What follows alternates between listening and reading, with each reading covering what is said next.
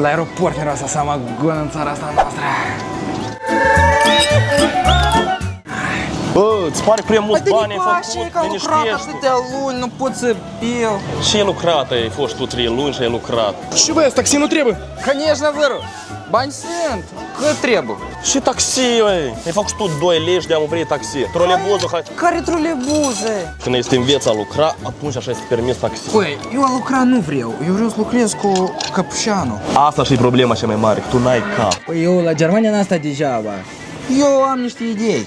Și ideea ai, ultima idee care ai avut la tot, pentru asta am stat închis 15 zile la Germania. Nu, ia ascultă. Și n-ai văzut în Germania câte colete veneau de la Moldova? Și cu ce vrei să le duci? În schinare? Da, bun.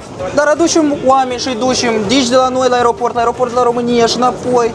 Așa vorbăreț și amabil ești tu cu oamenii? Păi eu nu, dar tu da. Dar dacă nu vrei, mai este o variantă. Davai, uimește-mă.